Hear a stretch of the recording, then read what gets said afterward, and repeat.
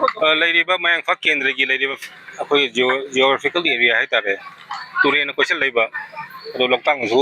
मयाइदा मयांग फल लेजे इम्फाल तुरेन ना चेल लेबा नाकन लोकताक ना अदुम सही खुदिंग की खोई अदुम सफर तौ लाय अदुम कनो तौदा सही के अनिरक नत्रग हुमलक इसिंग चार खुदिंग की लोकताक थंगनाबा सिधरक मैम अतोप केंद्र केंद्र तगी मणिपुर की लेरिबा इसिंग मैम से सिधरक इम्फाल तुरेन दा ngasi just suddenly ngasai morning ngarang mo gusto dam ni ngasai tu pung teruk teret mga teruk tagi dum ising ja wang khalak puli huji wang khalak tri ngasai tagi sumsal la kusum lak pune khogi chirai mang phat chirai degna khodrak puse khoi turen imphal turen ne iril ne thobal turen adum samnara ka imphal turen khoi sum lak pune hojik mafam ayam badadi loi pathok pa dang ni akoi phabok chaw da phaja pathoe कोई चिराइदा इफुट क्या थेंनारे mention बहुना the लेकाई की थोपिरक तना म तौदना मोन responsibility lobby दना मोखना मेनबीबा copy नाम तौदना वांगबन की लेरिबा बेंगोन की लेरिबा मफम इसिंग पाथोक तब जगह आया मन याउदरे लोय पाथवे अदो लेकाई लेकाई की लेरिबा कोई की काउंसलर प्रधान मेंबर सिंग लेकाई की नहा सिंग लोय थोपिरागा इमाई बेज थोपिरागा माई की अंगंगंबा लेरिबा केंद्र से फराम सांग मनिना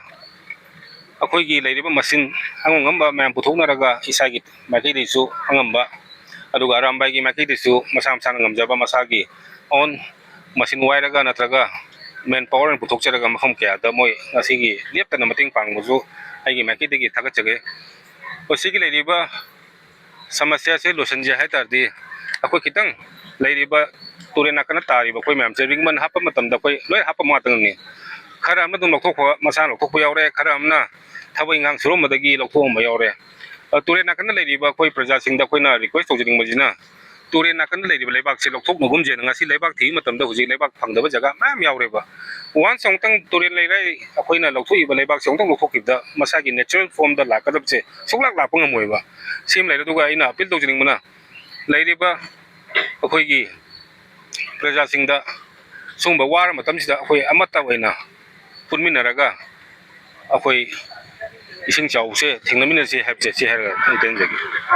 खुदों थिनिंगाय लेरि हुजि कइगिनो द हापि खुदिंगी दुम लेवल वंखलक पनि दुम पार दुम चले दुम ओहिसि दुम हाप लेप्तरि लेकाय की लेबिरि बौसि उबिरंग मनि लेकाय की थोकल थोलक तना मफम फमगी हंग ngamba लेबा हापचन खोचन तौरगा कइगिनो द सिगी लेवल जे इसिंग नोंग ताबदि तंपाक त नोंग ताबदि पांग ताद्रे ngasiगी yengaगदि अदु चिंग लोमदा नोंग कन्ना ताबगी फियम लेबनिना इसिंग से लोइना बा अदुगा चिंग दा ngasi इसिंग नोंग ताबगी इसिंग लोइना चिदरक बा कुतक चिदरै जे डिफोरेस्टेशन अखोइना तोइ हाइजबदो डिफोरेस्टेशन तौजंबा लम कनो दा खगी उ बक्थला डिफोरेस्टेशन तौरगा पॉपी थाजनबा म तौबा सुई सोइल गी पंगा पकोलको मैम जे सुगुम्बा मैम जु सिगी लेरिबि इसिंग चाउबगी सडनली इसिंग चाउबगी जु मरम मा सि चाउना याउरि मैपसे सिम जु अखोइ I just want to appeal अखोइ लेरिबा मणिपुर तारिबा प्रजा अखोइ ख्वाइ खुदमक नेचर प्रिजर्व तौर थमजे दुगा सुंबा नेचुरल कैलामिटी दगी कितंग दरसु साफनबना आई मैम दा अपील तौजरी सिसे ममांग तकता कोई इसिंग भी याम चावो चावो याव है तारे अदो सुमाइन इफेक्ट तौबदि मो याव किदे अदो हंदक किसे यामना सातीना इफेक्टेड ओइ हल्ले हंदक की तचे अदो कोई की केंद्र सिदा लेरिबा प्रेजेंट एमएलए अदगी इंटेंडिंग कैंडिडेट फॉर्मर एमएलए मकोय उमक शेयरिंग तौनरगा जगह से जगह जगह खाइदोंनरगा माइ मागी इसिंग प्लस से कंदा यादे हाइबगी मोंगदे याम कन्ना होना जबनी कोई लई खुंगंगसिदा लेरिबा प्रजा मयामगी मतेंग लोइना कोइसो मसाय युक्तगी पुंग 9 अदवाइदगी नि चौरामना अदवाइदगी तुम के चाबा फोक संगदबगी मखै मसाय कन्ना होना जरी हाइतारे अदो हजिक तुम कोइना कोइना तहनिंगबसे मखा हदकि थोकरे इसोर थौजानै कन्मसो ओइरसनो अदुगा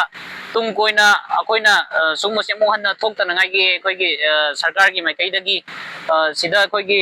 रिटेनिंग वाल गुम्बा अदगी मतिक चाबा मतमजिगा चाना बाहाय तारेको सुंबा इफेक्ट फ्लडसि लाकपदा कन्बा ngamgadaba दुंबा थौरम पाइखलानिंग याम तोना कोइगी सेमाइ जिंदगीना कोइगी हाइथरपदा लैरिबा खोडागी चिनबोसे लंबी सो अदुगी मतिक यामना फते अदुदुगा खरसो हाइथना लैबा जगह ओइबगा लाइरबगा तसु लैबा जगह ने भाई असेंग ममकिदे अदुना तुम Koyna कोइगी marak tung koina chatpa yaba wak paikhalanningi aduga hojik sina maram oire hojik thoiba flood se masina affected oiraga akoigi khungang sida leiriba lau nauna sakatjariba adagi nga gi farm kaya loina pathonare adagi hojik kanma ngamdre haitare yamba loina somda yumbu kangadra adagi nga gi farm bu kangadra ani makse chang nadana ambo kanma ngamdre haitare somi soroki mai kaise sigatan kanma ngamagadi hai mong sorokata loi leinare haitare masih sing tawri ja.